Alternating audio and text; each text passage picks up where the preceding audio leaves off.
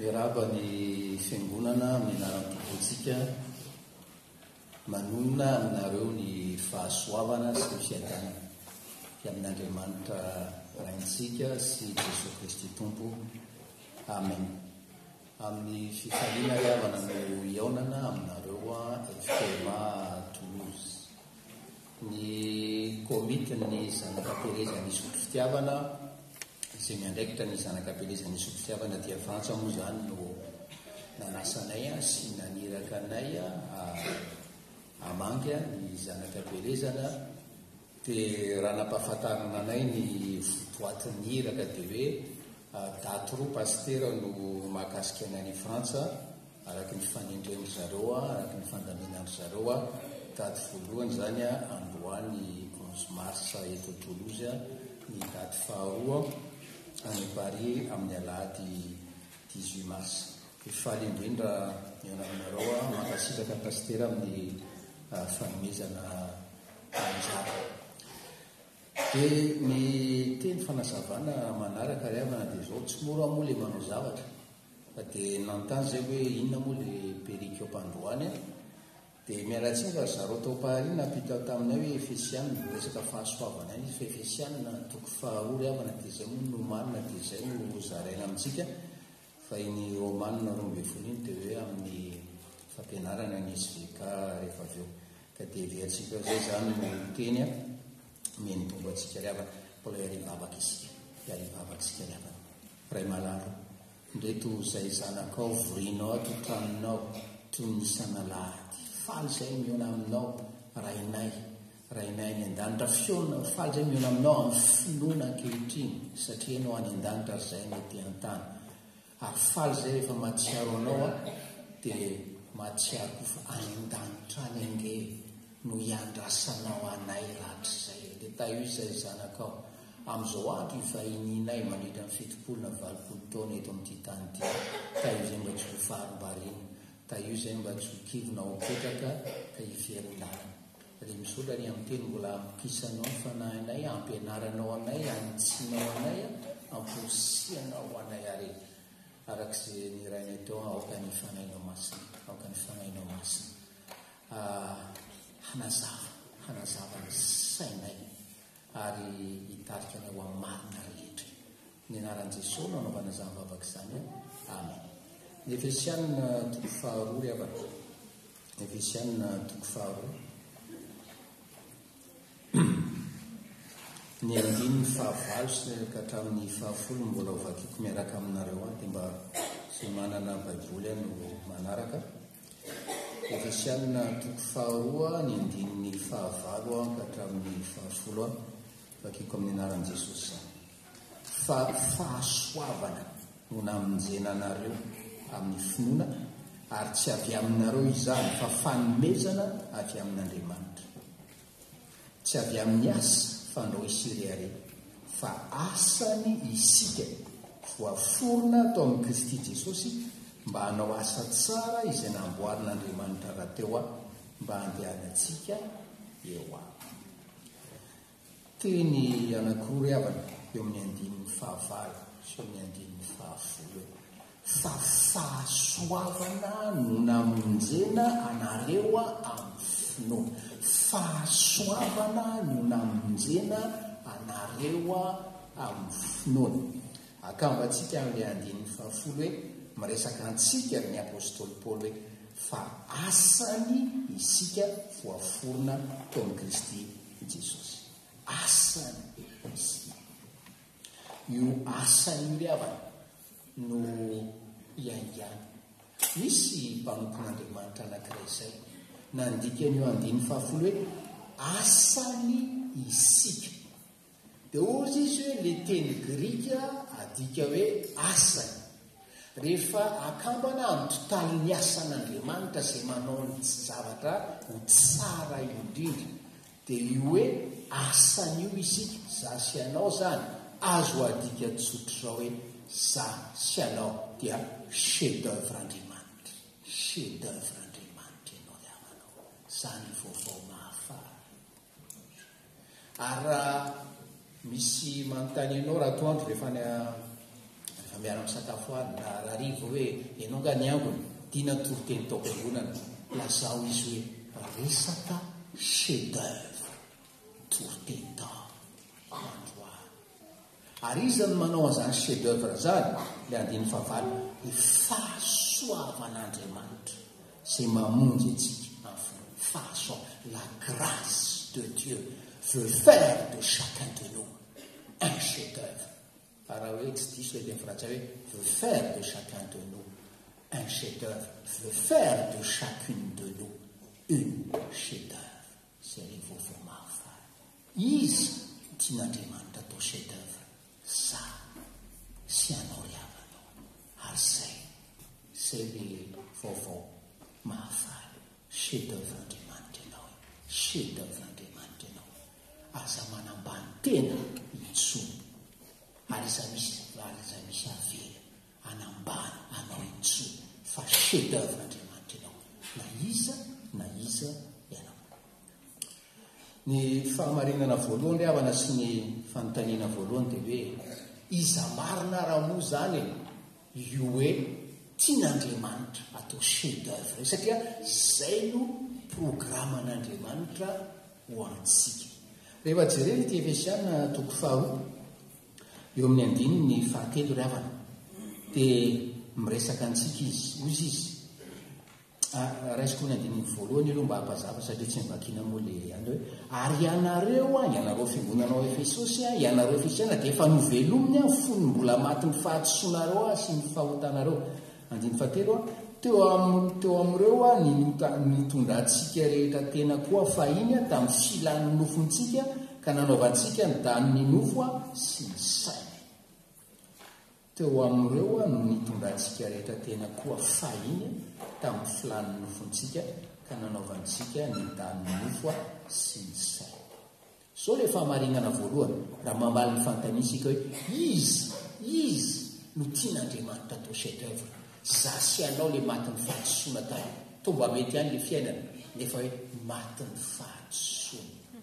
Raha fitinina le izy ianao sy za zay faty mandehandeha taloha, c'est mort vivant physiquement mais mort spirituellement. Zany ny tian'Andriamanitra ho alaina ka hovaina ary ho fono ho chef d'œuvre.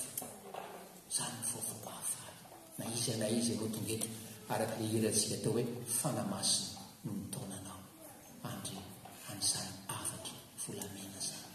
Fa naninona moa le olona ny hoe lazany hoe matin'ny fahotsiana ka afoizitsika hoe faty mandehandeha mort vivant physiquement mety daholo ny amin'ny fiainanao nefa tu es mort spirituellement. Satria araka le andin'ny fahatelo tao hoe olona zay mandeha fahiny angamba mbola misy olona ankehitriny ohatran'izany hoe mitondra tena amin'ny filan'ny nofo amin'izay daniny nofo amin'izay daniny saina, amin'ny filan'ny nofo amin'izay daniny nofo amin'izay daniny saina. Zany hoe le olona mort vivant dia hoe manana fiainana centré amin'ny tena fa tsy centré amin'Andriamanitra ihany. Zay ny zava-doza ary zay le olona hoe faty mandindry. Ary zay tian'Andriamanitra ho vaina amin'izao maraina izao. Mizara roapilina isika amin'izao maraina izao.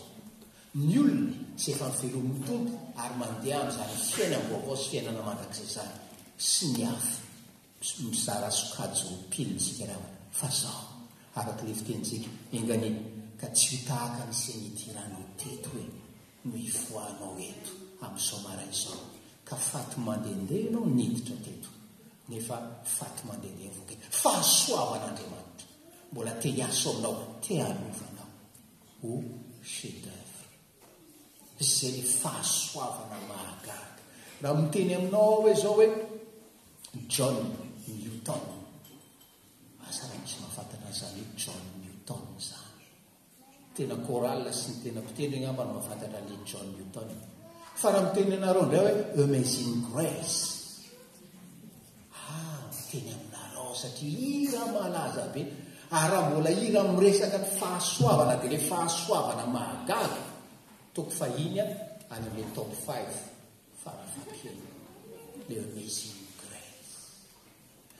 chef d'œuvre ariavana John Newton zay namorona n'inona izay ny grasy ary ny fiainan'ny John Newton dia mampiseho hoe tsy mitsara tsy miendry tsy mivavaka indrindra no nalain'Andriamanitra ka transformer ho chef d'œuvre ariavana olona tsy rahamboto olona fatritran'olona ohatran'ny John Newton izany novain'Andriamanitra ho chef d'œuvre mahavariana ny tantaran'ny John Newton io apatsy fotoanareo vetivety papan'ity John Newton ity dia kapitaine navire marchand zany hoe eny ambony ranomasina iny foana zany izy tsy ohatra mihitsy fa ny maman'ny John Newton kosa dia mpivavaka ary ny maman'ny John Newton dia tena hoe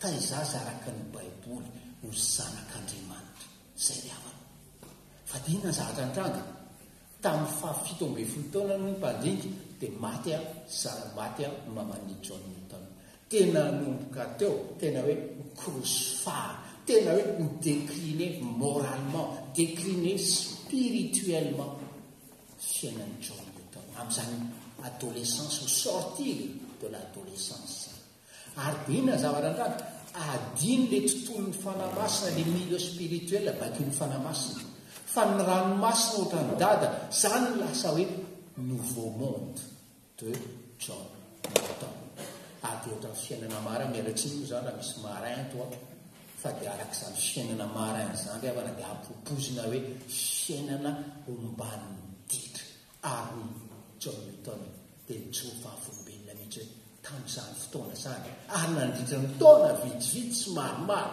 torinan'izay raha fatesan'ny mamana izay dia izany John Newton no lasaina hoe tompon'ny ditra ary tsisy ditra tsy natao tety ambony tany tety fa ny fahasoavan'Andriamanitra nambabo ao izy fahasoavan'Andriamanitra nambabo ao ary nanova zay ny fahasoavan'Andriamanitra zay ny fahamarinana voalohany tena hoe manova ny faty mandehandeha ho chef d'œuvre zay ny havana ny voalohany fahamarinana faharoa dia zao ny fahasoavan'Andriamanitra dia miasa amin'izay mila izany la grâce de Dieu œuvre et travaille dans ceux et celles qui en ressentent le besoin.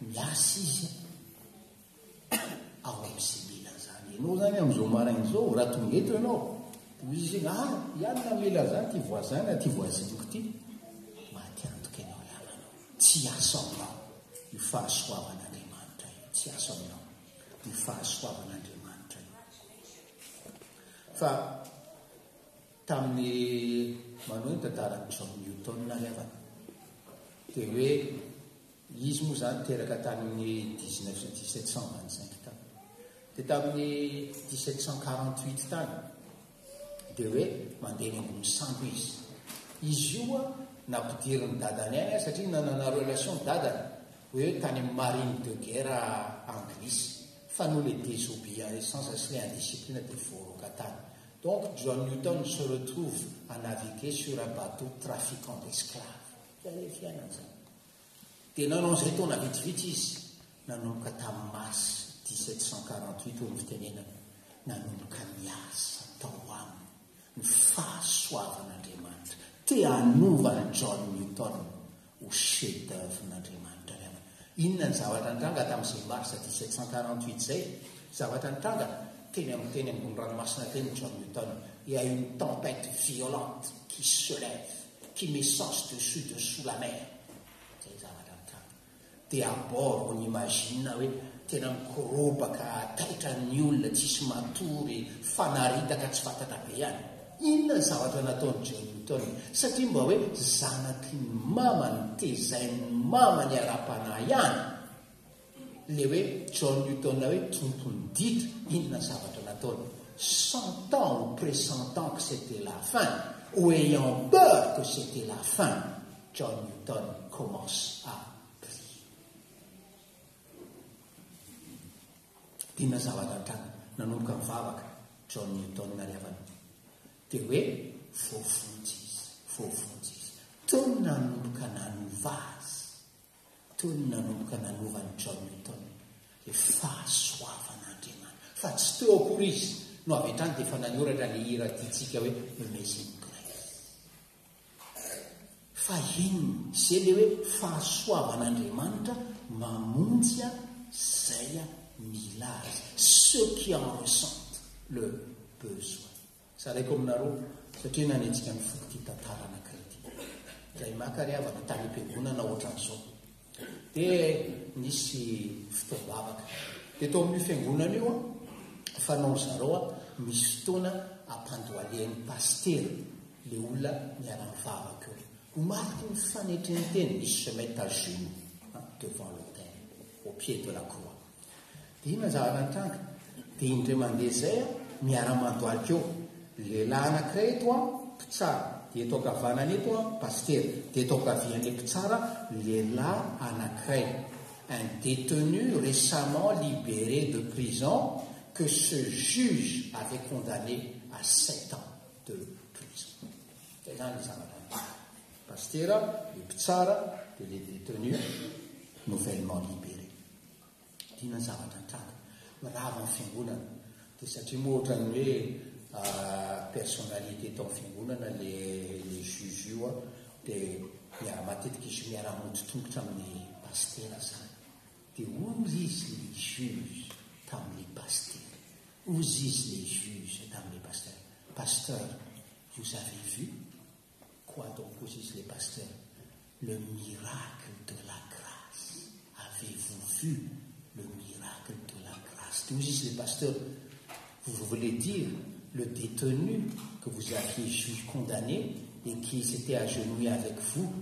Non, c'est pas ça le miracle de la grâce.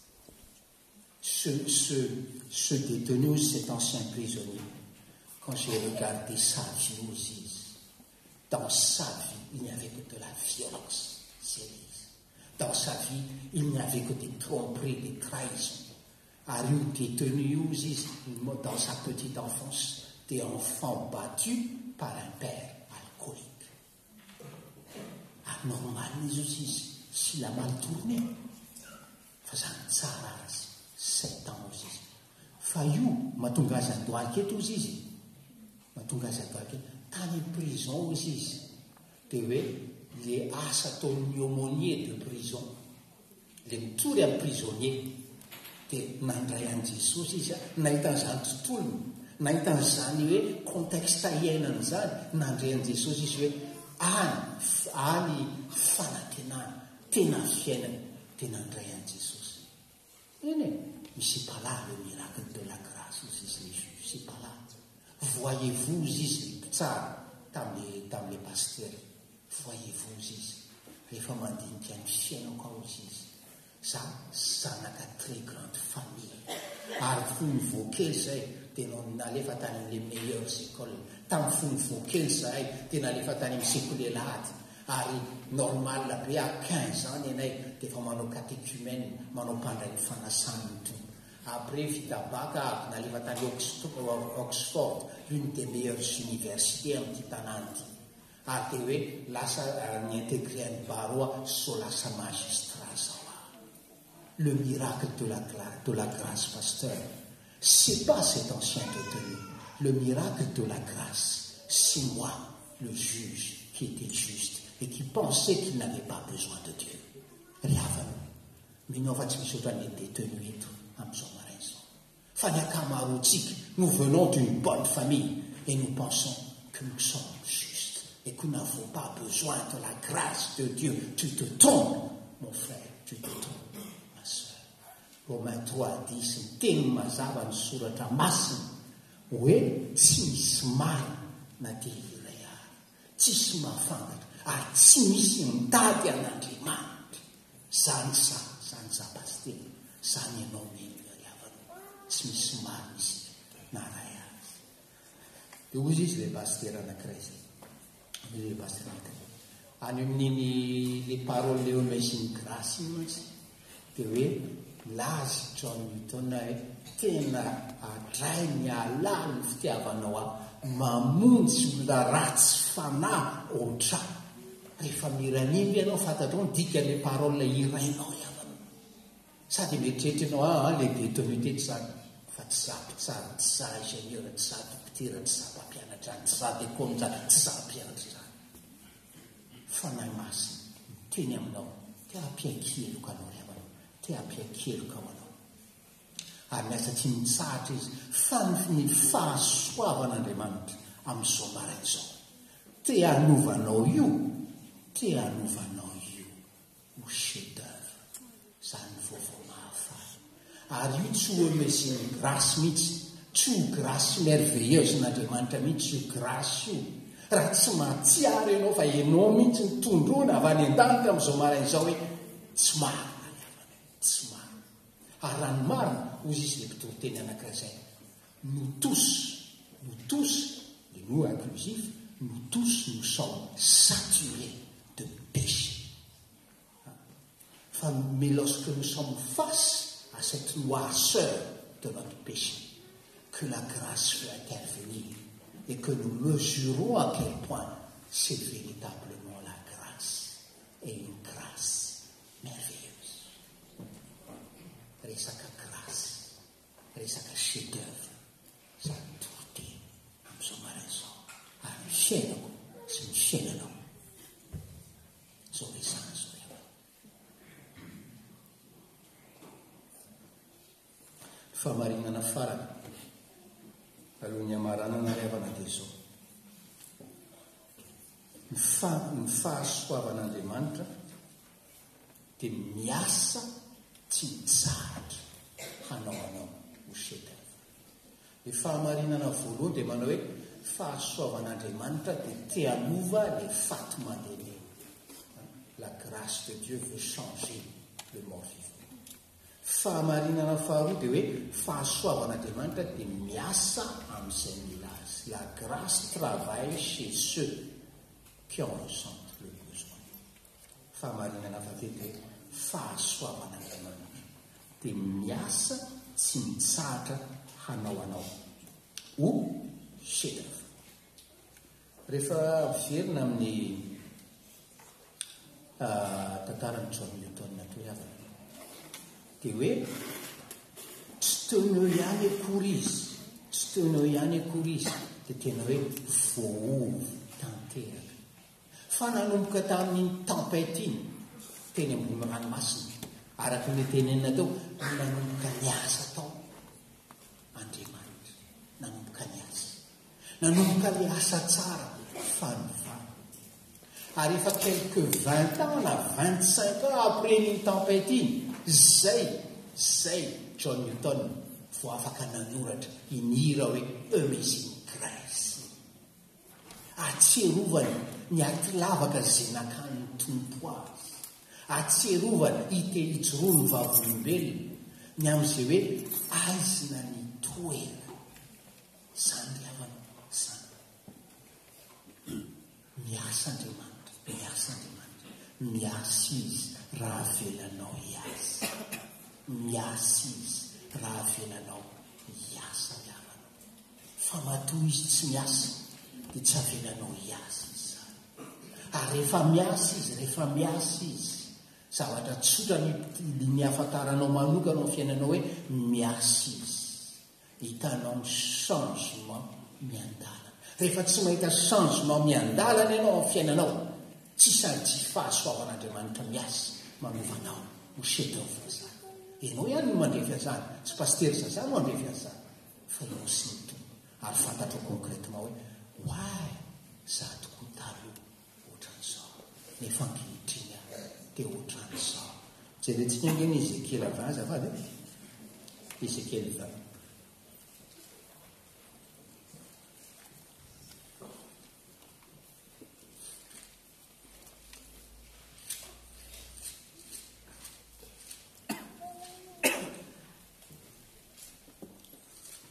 Ezekiel 20 verset 43 ny anaran'i Jesosy ary tsaronareo any nalehanareo sy ny nataonareo rehetra izay nahaloto anareo ary naharikiriko anareo ny tenanareo noho ny ratsy rehetra izay nataonareo.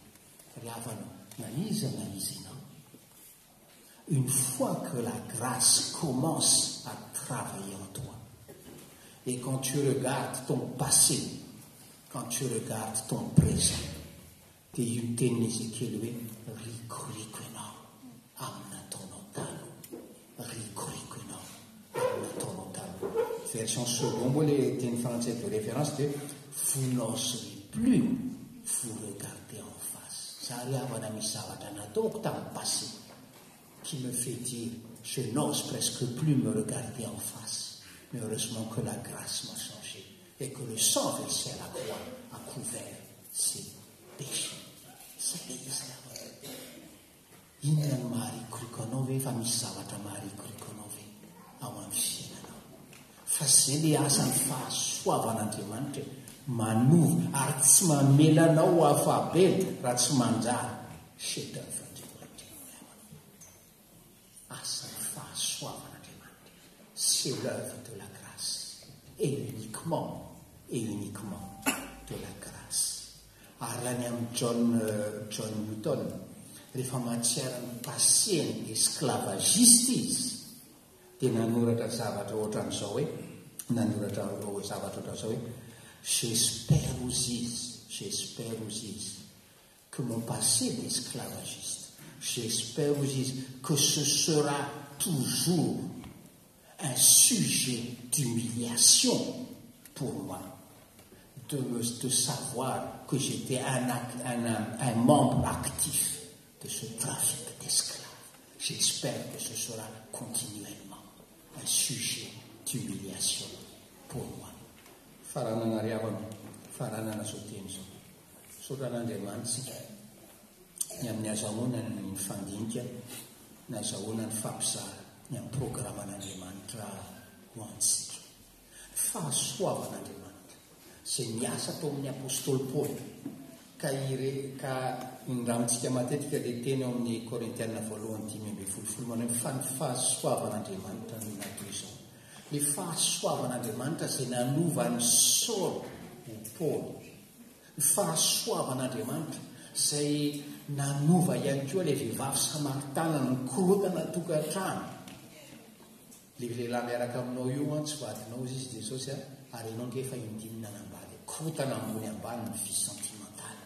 Le fahasoavan'Andriamanitra izay nanova n'ireo olona ireo, nanova ny John Newton, mbola te hanovanao ho chef-d'œuvre izy. Teny amin'izao marain'izao raha mety ianao fa zao izy miasa, izy mandondona ambaravarany fonao, io fo vatinao io tia novaina ho fo nofo te hanome fo vaovao sy fanahy vaovao aminao izy. Fa ny maraina ahafantaranao marina fa tsy marina ianao, ahafantaranao marina fa tsy mahafantatra ianao, ahafantaranao marina fa tsy mitady an'Andriamanitra ianao, ahafantaranao marina fa jamba sy marenina amin'ny tenin'Andriamanitra ianao. Fa zao tena van'izany izy raha mety ianao ho amin'ny fahasoavana.